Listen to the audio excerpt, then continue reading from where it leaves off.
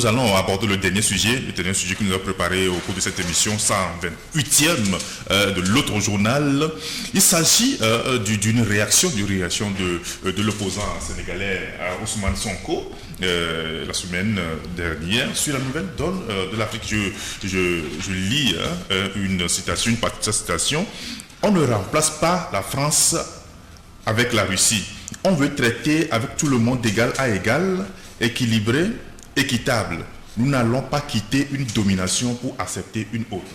Que vous inspire de cette parole, Francis? Oui, c'est tout à fait normal ce que dit Sonko, politique sénégalais, qui aspire à devenir président du Sénégal. Et donc, moi je prends sa déclaration de deux façons. Il y a quelques mois, on l'accusait d'être anti-français. D'accord? Et à l'approche des élections, ses propos sont, disons, plus adoucis. Et je peux dire que ce qu'il a dit, en fait, c'est ça la réalité. La réalité, c'est qu'on ne peut pas prendre une puissance dominante pour remplacer une ou autre. Donc, c'est une question de partenariat d'État à État, gagnant-gagnant. Il ne faut pas que ce soit seulement des discours. Parce que tous ces discours, c'est vieux. Hein? Les premiers qui avaient commencé, qui voulaient les partenariats gagnant-gagnant et multi-partenariats, ont été assassinés. Je peux dire que c'est maintenant que les Africains sont en train de revenir dans le temps de Kwame Nkrumah, de Sylvanus Olympio et autres. Donc, voilà la réalité. On ne peut pas dire que la Russie est mieux que la France. Et chaque État est là pour ses intérêts. Quand vous voyez au niveau même de la Centrafrique, la dernière fois j'ai échangé avec une Centrafricaine ici, elle m'a dit que les Russes sont venus les sauver. Bien sûr, ils ont montré l'efficacité en termes de lutte contre le terrorisme, le djihadisme, mais ils sont en train de prendre leur part. Et tous ceux qui viennent, que ce soit les Rwandais, chacun vient, chacun puise sa part. Donc, le monde ne doit pas aller comme ça, piller un pays tiers pour votre pays, mais lorsque les puissances tous viennent, et puis avec le temps que nous sommes en train de traverser, nous avons constaté tous qu'il y a un échec de la politique française, sinon occidentale, en Afrique. Et nous, plus, c'est les Français qui nous concernent. Mais il y a d'autres peuples qui sont là. On a parlé tout à l'heure des Indiens qui viennent pour faire cultiver le soja et le pâté avec eux, qui sont en train d'appauvrir nos populations. C'est eux leurs intérêts, avant tout. On a vu les Ranco ici, depuis des années. Ils ont fait leur business pendant qu'on pensait qu'ils ramenaient les réfrigérateurs, les cassettophones de l'Europe. C'est du Nigeria. Non, depuis longtemps. Depuis longtemps. Moi, je l'avais su parce qu'à côté, on avait un commerçant qui allait au Nigeria qui a acheté des appareils photo. C'était M. Logousson, on l'appelait dans le quartier Gadiga, à tout coin de Massissé. Mais il allait au Nigeria. C'est lui qui approvisionnait les rencontres, appareils photo et les radiocassettes. Et on pensait que ça venait de l'heure. Mais ils ont fait leur bénéfice ici. Qu'est-ce qu'ils ont érigé ici comme richesse? Vous allez apprendre que chez eux, ils ont fait des choses. Et voilà, donc personne, aucun étranger ne vient vers nous sans ses intérêts et ne va construire notre pays pour nous. Maintenant, c'est à nous, c'est à nos dirigeants, même si vous forcez, vous trichez pour être au pouvoir, au moins prenez en compte les intérêts du peuple. Il ne faut pas être là juste pour défendre les intérêts de l'Occident. Vous avez vu, au niveau des grandes sociétés, comment le port avait été totalement liquidé, où l'appareil port national n'a plus de moyens pour se développer, même pour payer ses employés. Maintenant, c'est les manutentionnaires qui ont tout pris. Ils sont d'où? Qu'est-ce qu'ils ont fait ici? Lorsque ça ne marche pas, peut-être la presse boude un peu sur eux, ils vont aller donner quelques cahiers à Alokwebe pour dire que voilà, ils ont, et voilà, ils font chose. Et puis il y a des confrères qui relaient ça sans savoir que c'est une communication institutionnelle qui est en train de, qu'ils font pour, disons, améliorer leur image. D'accord. Donc on ne va pas quitter, on n'est pas en train de quitter la France pour aller vers la Russie, mais on demande à ces sociétés françaises qui viennent par l'entremise des hommes politiques. Je crois que Alternative l'avait écrit lorsque ceux qui prenaient Agou Holding prenaient Togocom, que dedans il y avait des gens de Macron. D'accord? Mais quand vous prenez MSC, où Bolloré a racheté les parts de MSC, il y a un collaborateur direct de Macron qui est cité pour conflit d'intérêts, mais qui a pu. Ça veut dire que quand Macron aussi est arrivé, il est en train de faire renforcer sa fortune pour partir après. Donc tous ces intérêts, il faut qu'on le voit que ça profite au pays. Donc si c'est la Chine, il faut que on puisse voir également nos intérêts là-dedans. Vous allez au Ghana, c'est les Chinois qui sont plus dans leur paillage. Même il y a une dame, une Chinoise qui avait été rapatriée, mais elle a fait tout pour revenir au Ghana. Et vous voyez, donc, tout cela, tout ce monde, ils sont dans nos pays. Il y en a qui ne font pas du bruit, mais celui qui fait plus du bruit, c'est la France. Ah oui, c'est elle qui fait plus de bruit, et c'est elle que les gens attaquent le plus. Sinon, tous ceux qui viennent, ils pillent le pays. Les Pakistanais pillent, les Indiens pillent, les Chinois pillent, les Libanais pillent. Mais ils ne donnent pas l'impression de cautionner nos régimes. Quand bien même ils le font peut-être en coulisses. Voilà. Exactement. Merci. Oui, moi je pense que la réaction de Sonko, c'est ce que nous avons toujours dit sur ce plateau. Et qui nous a entraîné parfois des insultes et tout. J'ai toujours dit ici, ce n'est pas en changeant de maître qu'on devient libre. L'esclave qui change de maître ne devient pas libre. Vous ne quittez pas une puissance pour aller vous mettre sous une autre puissance. Mais vous pouvez établir des relations d'égal à égal ou des relations normales avec tous les pays. Les gens pensent que c'est maintenant que les Russes arrivent en Afrique. Du moins, toute cette population qu'on met dans les rues, qui agite les drapeaux russes, ils ont été toujours en Afrique. Ou bien les gens ne le savent pas. Nos armées dépendent de la Russie en majorité.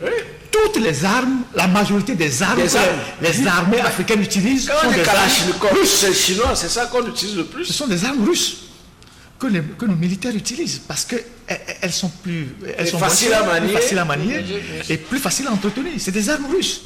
Je ne sais pas si vous voyez. Et donc, quand Sonko fait cette réaction, c'est parce qu'à un moment donné, il est en train de se rendre compte que ils ont entretenu un populisme qui risque de leur être après préjudiciable. Donc il essaye de recadrer aujourd'hui son discours parce qu'il se met dans la posture d'un futur dirigeant. Je ne sais pas si vous voyez. Et ça, c'est toujours dangereux pour les populistes. Vous voyez? Parce que il faut faire attention à ne pas à ne pas être dans la catégorie des réactionnaires. Mais il faut être parmi les réalistes. Voyez-vous. Pour moi, il y a longtemps que la France a perdu l'Afrique. Même si on essaie d'agiter encore certains trucs en disant oui, ça c'est la France. Moi, je parle toujours de l'exemple du Togo.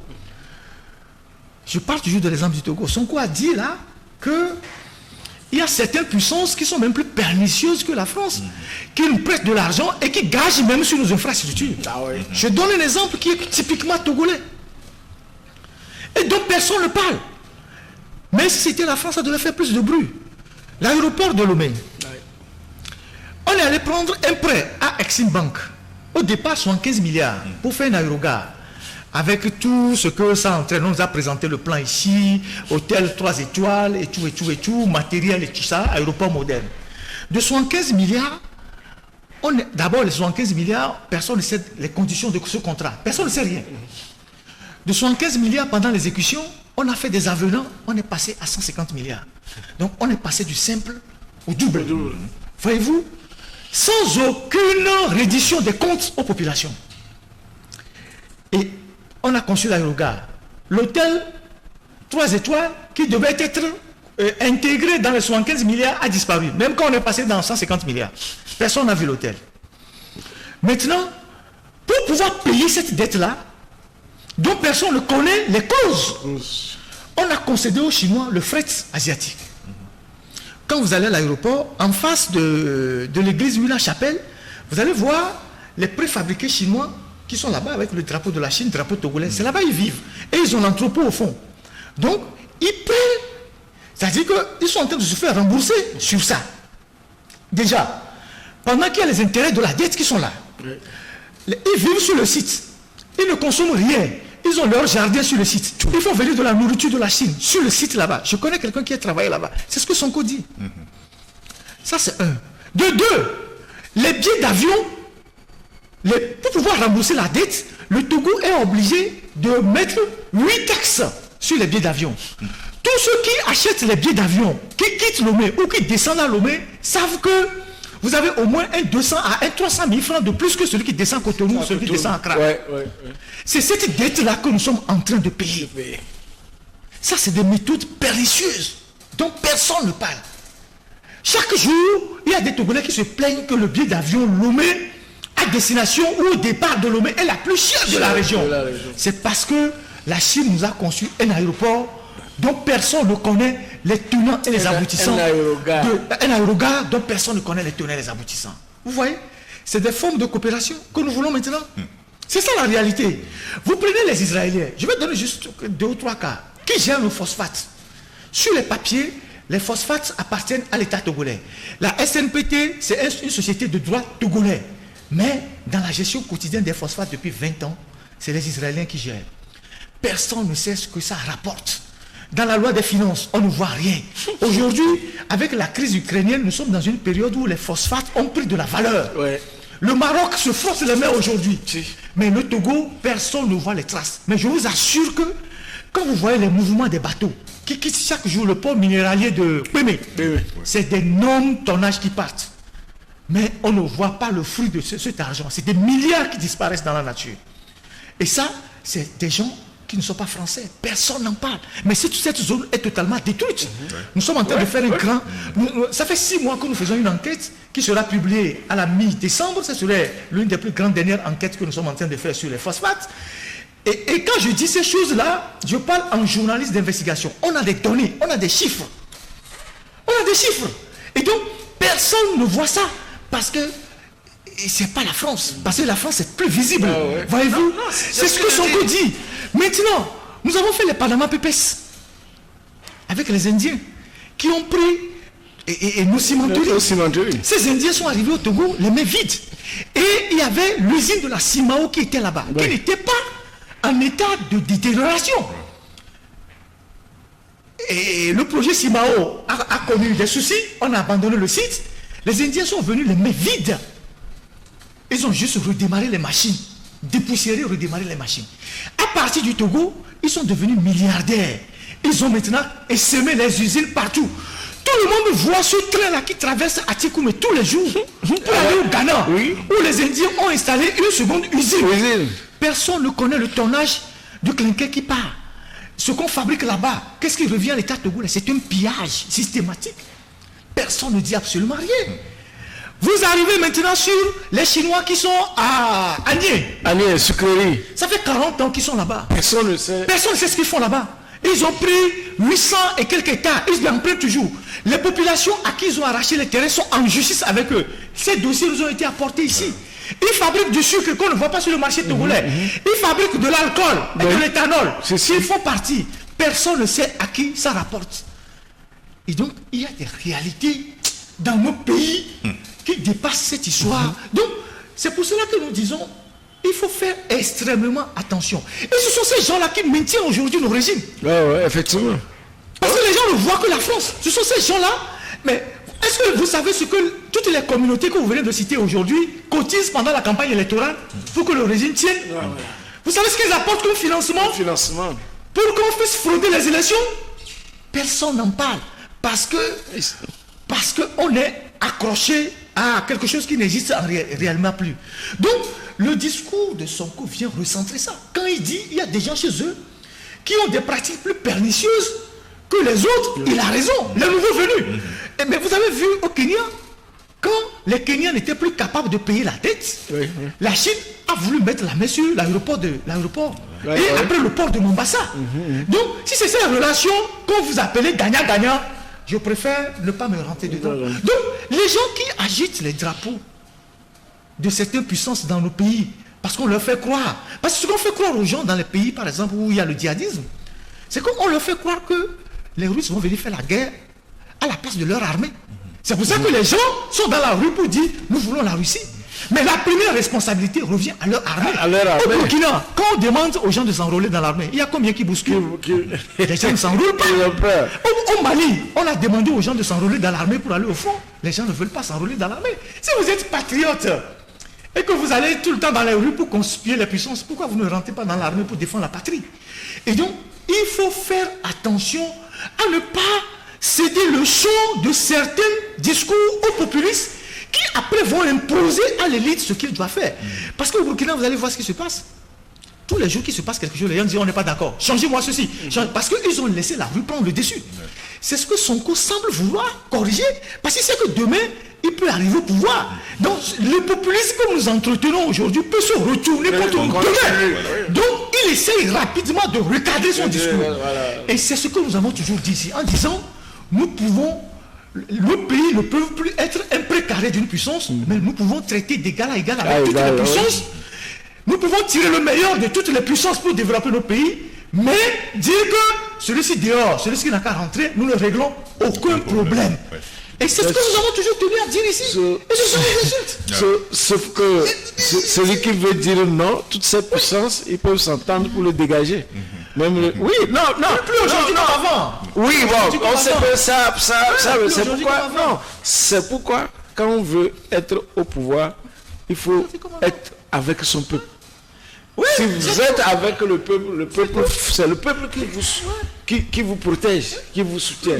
Voilà, mais quand vous êtes là, vous dites que chez moi, c'est les bêtes sauvages qui votent, parce que vous savez que vous avez d'autres moyens pour gagner vos élections. Donc, vous êtes, comme ce que Ouitassan l'avait chanté, un chef qui n'a plus de trône qu'un rocher. Donc, vous êtes obligé de rester dans votre palais et c'est des gens qui décident à votre place. Parce que quand on parle, par exemple, de certains sujets qui sont sensibles et qui sont connus par des spécialistes, et qui sont des sujets que des activistes ou parfois des gens ordinaires ne comprennent pas souvent, notamment les questions de souveraineté, des relations internationales, les questions de monnaie, tout ça. Vous voyez par exemple ces derniers temps tous les Ghanéens qui rentrent au Togo pour chercher le CFA. À cause de la crise, la crise du Sidi. Vous voyez tous les gens du Nigeria qui viennent pour chercher du CFA. Ces derniers jours, je ne sais pas si vous avez constaté. Non. Il y a des grands flux entre nos frontières. Il y a eu des marches ces jours-ci au Ghana. À cause le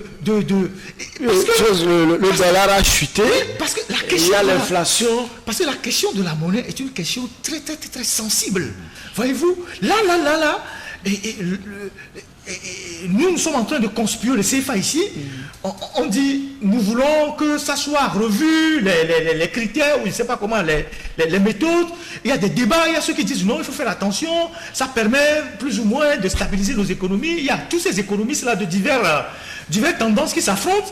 Mais on voit bien que ceux qui ont leur propre monnaie sont en train de traverser les frontières pour venir aujourd'hui chercher la monnaie chez nous parce qu'ils sont down. Je ne sais pas si tu vois.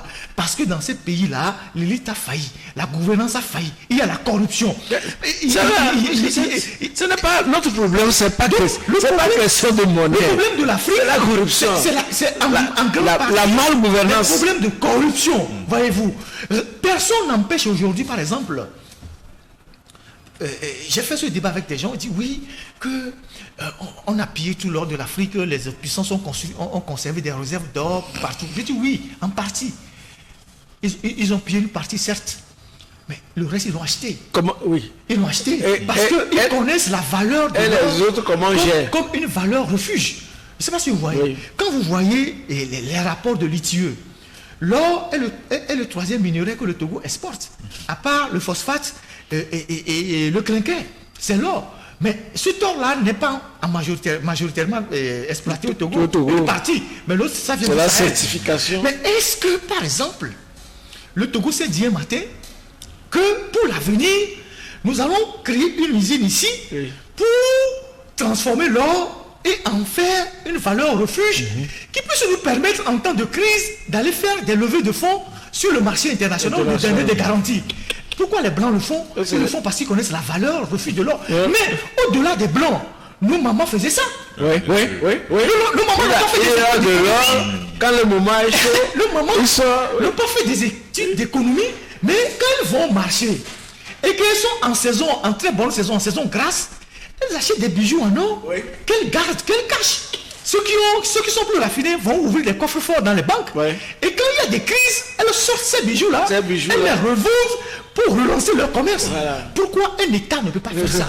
C'est la faillite de nos gouvernants. Nous, on a besoin. C'est la faillite de nos gouvernants. Nous, on a besoin du cash. C'est la faillite de nos gouvernants. Le cash pour mettre. Parce qu'un dirigeant visionnaire va dire la Banque centrale du Togo, ou bien ce qui nous sert de banque centrale, il faut qu'on ait des réserves d'or. Parce qu'on en aura besoin demain quand il y aura des crises, pour amoindrir la crise. Mais il y a certains pays africains qui ont commencé par le faire. Mais les autres sont là. Mais les autres sont devenus des commerçants. Quand on passe au Togo, le ministre voit quel pourcentage, s'il est libanais, il ne peut pas payer dessus. Donc on a des dirigeants dépourvus de vision. Il faut avoir le courage de le dire. Non, c'est une question de vision. Oui, parce que ce n'est pas nouveau. Nos mamans savent acheter de l'or quand elles ont de l'argent. Je ne sais pas si tu le sais. Non, ma mère faisait ça. Toutes les femmes qui sont des nanabins au marché là, elles achètent de l'or, des bijoux en or, elles gardent. Quand il y a des crises, elles les revendent pour relancer leur commerce. Pourquoi un État ne peut pas faire ça? C'est parce qu'on a des dirigeants qui n'ont aucune vision. Donc, et faisons attention à certains discours, à des flancs que nous prêtons. Sinon, demain, il y aura des situations qu'on ne pourra plus contrôler. Qu'on ne pourra plus contrôler parce que nous-mêmes, on a fait croire aux gens que ça devait être ainsi.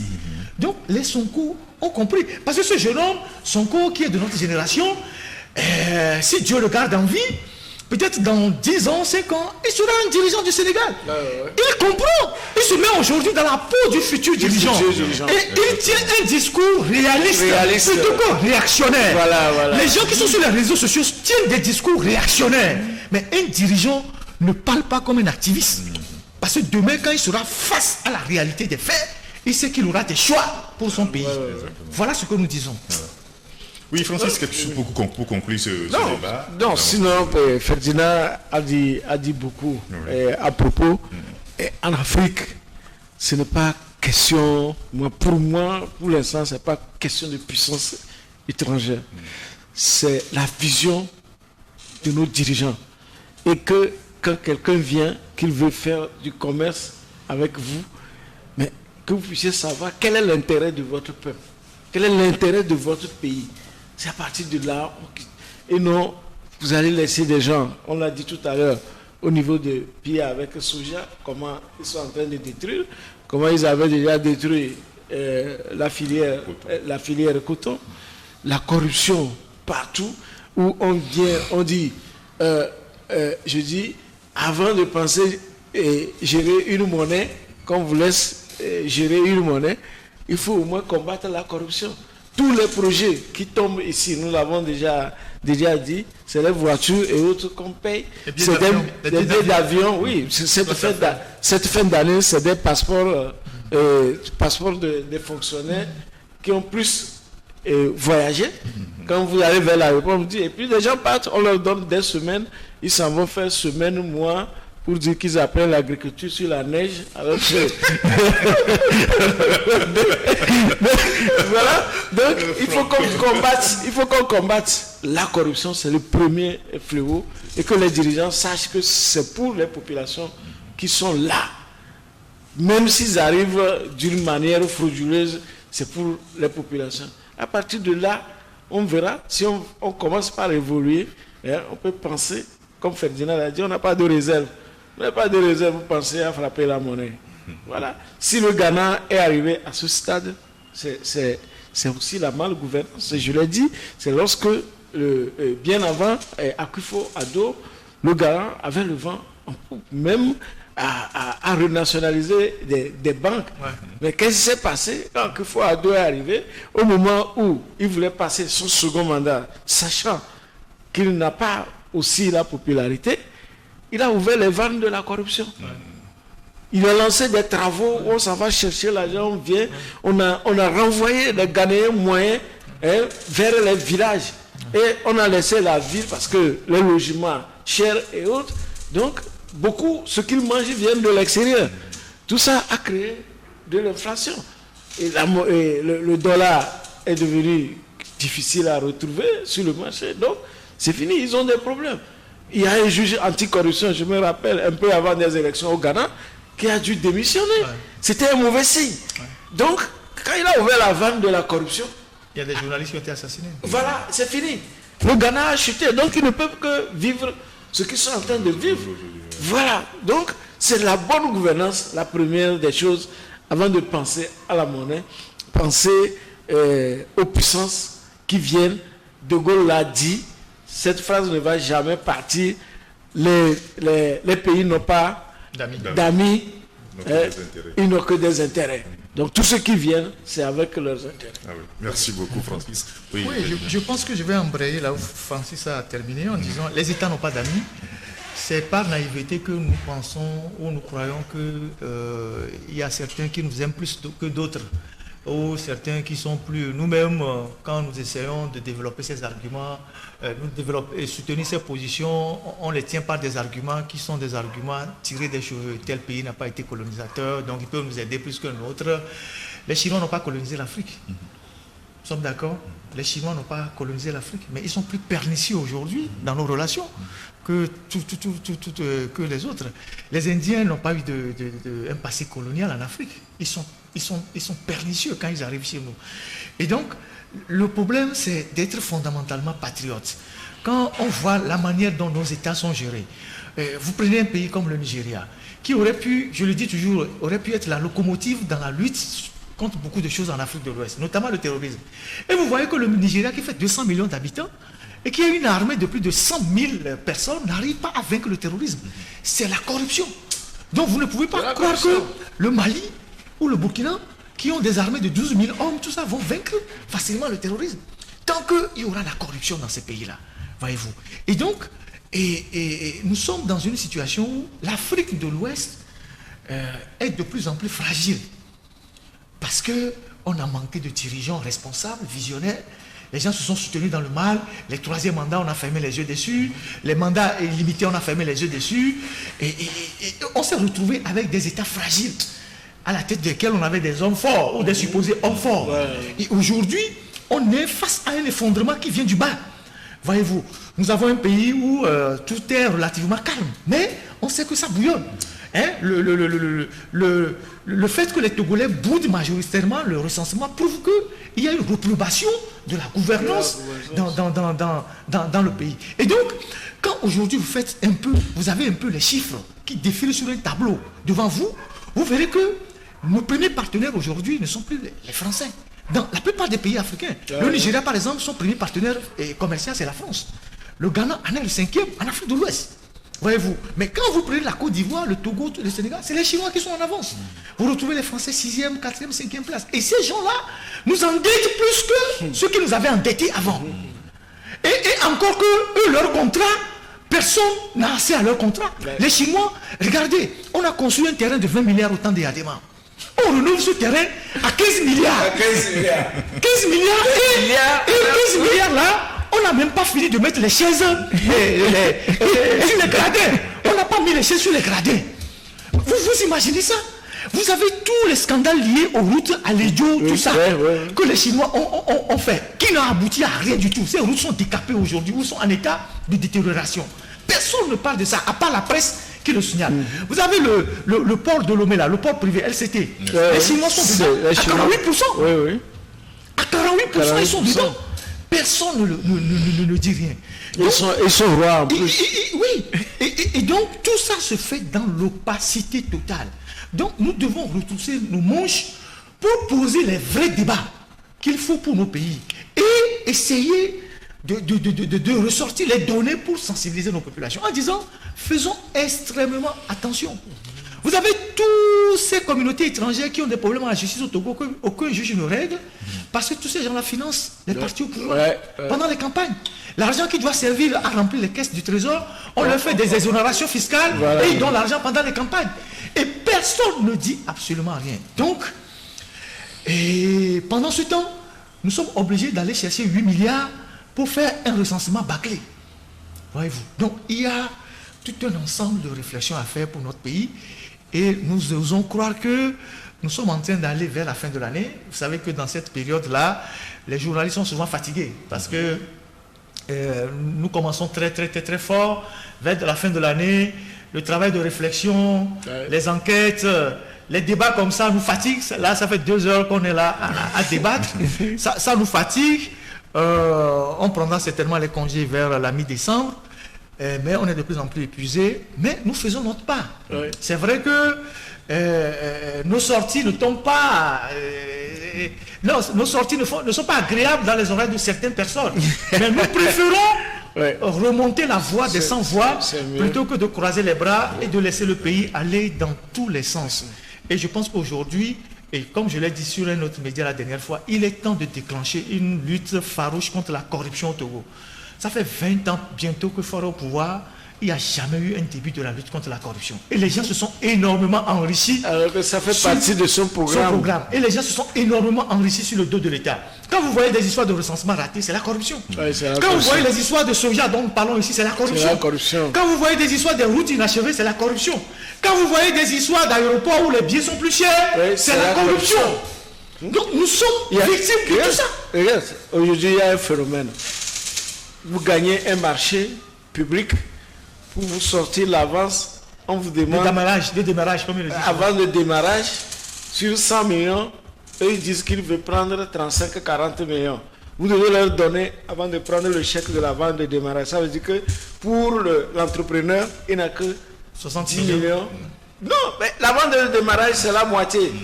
Donc ça veut dire que sur les 50 millions d'avance, s'il lui prend 35 millions, ça veut dire quoi? Il ne reste que 15 millions. Avec quoi l'entrepreneur va travailler? C'est ça qui fait l'abandon, le retard de beaucoup de travaux. Et vous ne pouvez aller signaler chez personne. Parce que ça fait une chaîne. C'est-à-dire qu'il y a un mentor qui l'a déposé là-bas. Après, quand il prend leur part, il va aller rendre compte que j'ai reçu. Et chacun sur la chaîne. Donc, c'est la corruption. Vous avez dans ce pays des sociétés que je ne vais même pas nommer, qui sont des sociétés de BTP étrangères, qui sont parrainées par des ministres, qui vont déposer des voitures de 100 millions au domicile des ministres, qui renflouent les caisses et les comptes des ministres à l'extérieur, qui vont rénover les maisons des ministres, qui donnent l'argent des ministres d'acheter des terres, acheter des terres un peu partout. Et ça se fait au détriment du travail qui doit être fait sur le chantier. Et ces gens-là, quand on lance les appels d'offres, les ministres interviennent pour que ce soit eux qui soient privilégiés. Et ça, ce n'est pas la faute à une puissance. C'est notre gouvernance de tous les jours. Et vous vous retrouvez avec des individus qui ont 1,5 million de salaire comme ministre, mais qui ont des biens qui dépassent même la République. Ça se passe tous les jours. Et c'est les populations qui sont victimes de cette corruption généralisée dans le pays. Vous avez des marchés qu'on n'a jamais fini de construire. Vous avez des routes qu'on doit construire en 2 ans, qu'on construit à 6 ans, 7 ans. Parce que quand il a pris l'avance de démarrage, comme il le dit, il allait donner une partie à son parrain. Le reste, il se débrouille sur le chantier. On dit, laissez les journalistes crier. Ils vont crier, mais on va faire ça sur 6 ans. Vous voyez pourquoi Ebomaf, ce chantier, ça marche, ça n'a pas d'arrêt. C'est parce que lui, il a contact direct avec le patron. Quand vous prenez par exemple Surubat, Ebomaf a déjà fait beaucoup d'avenants pour sa route. C'est accepté. Quand vous prenez sur la route de Sokode Bassa, Surubat, ça c'est eux qui ont fait le désordre avec les Chinois. Voilà, oui, ça vous dit qu'ils ont demandé avenant. Bon, je crois que avenant là n'est pas accepté. Ils ont un parrain. Ok. Ils ont un parrain. Ils étaient venus ici en groupement avec une entreprise togolaise. Et ils se sont détachés de l'entreprise togolaise pour avoir un parrain. Et c'est des gens qui... C'est-à-dire qu'on ne peut pas comprendre que dans ce pays, même les chantiers de 1 km, c'est 1 kilomètre, sont donnés à des Chinois. Vous avez vu la route qui va de Léamont à... Oui.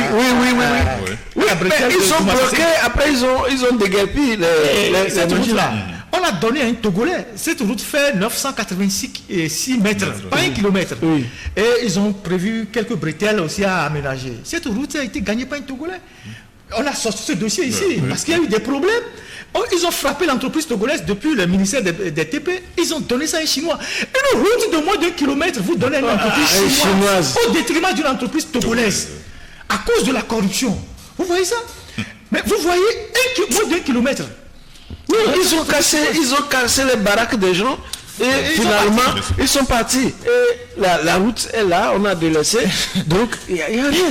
Donc c'est vraiment triste. Merci monsieur. On ne finirait jamais d'en parler. En tout cas, on a une autre mission pour poser ce débat encore. Voilà, merci à Francisco Napokura, il est le directeur de publication du journal Tampa Express. Francis, merci d'être passé. C'est un plaisir, on est toujours là. Voilà. Ferdinand Haïté, il est le directeur de publication du journal L'Alternative. Ferdinand, merci d'être passé. Merci à Francis. Bon, on fait le meilleur de nous-mêmes. Voilà. Merci et bonne semaine à tout le monde. À tout le monde. Merci à vous aussi qui nous avez suivis et nous vous donnons rendez-vous la semaine prochaine. Bonsoir.